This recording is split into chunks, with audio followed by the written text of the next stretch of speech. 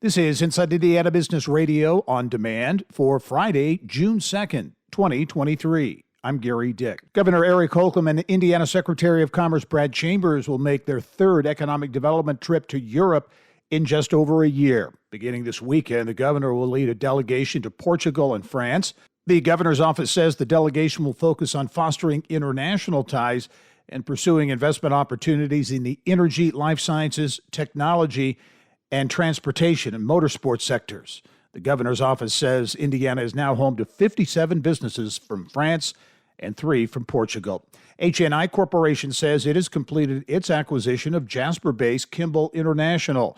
The combination creates a company with pro forma revenue of about $3 billion.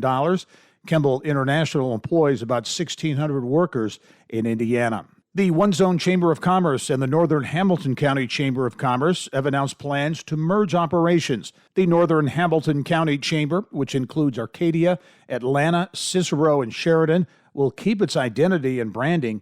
One Zone Chamber CEO Jack Russell will serve as president of both organizations. One Zone says it will begin a search process for an executive director who will run the day-to-day operations of the Northern Hamilton County Chamber. From the state's #1 source for Indiana business news, you're listening to Inside Indiana Business Radio. Get ready, West Central Indiana. We're headed your way. IBJ Media, Inside Indiana Business, and the Indiana Economic Development Corporation invite you to the inaugural Engage West Central Indiana event, presented by CareSource, Indiana University, and Old National Bank. Tuesday, June 20th at Holman Center at Indiana State University. We'll be diving into talent, education, and other issues shaping the regional economy. More at ibj.com/engage. Indianapolis-based F.A. Wilhelm Construction Company is marking a major milestone, its 100th anniversary. The company grew from modest beginnings into what is now the largest contractor in Indiana. Wilhelm's Greg Gephardt. A very small percentage of companies survive 50 years and even a smaller percentage last 100 years. And so I think that's a real testament to the leadership here at Wilhelm over the years. Purdue University has received a $10 million commitment from Gerald and Nanette Lyles for unrestricted support of the Mitchell E. Daniels Jr. School of Business. The commitment represents the latest in a long history of giving for the Lyles family, which can trace its Purdue ties back to Gerald's maternal grandfather, who was both a student and a professor at the university. Fishers-based Rebar Development has announced a new $18.3 million project at the former Gatke site in Warsaw.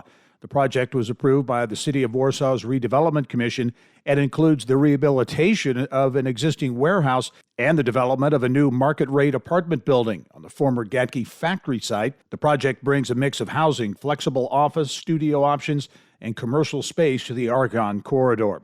Anthony Contrucci has been named president of First Bancshares, Inc., the holding company of Maryville-based Centier Bank. Contrucci joined Centier in 2011 and has more than 20 years of experience in the financial and banking industries. He currently serves on First Bancshares and Centier Bank's board of directors. Indianapolis business executive Deb Hallberg will lead the Indiana Conference for Women as executive director. Hallberg moved into the position after serving as the director of business development at Everyday Leaders Professional Coaching and Consulting in Indianapolis and the Center for Leadership Excellence last year. She previously served as business development manager at Barnes & Thornburg for more than 14 years. This is Gary Dick for Inside Indiana Business Radio on demand.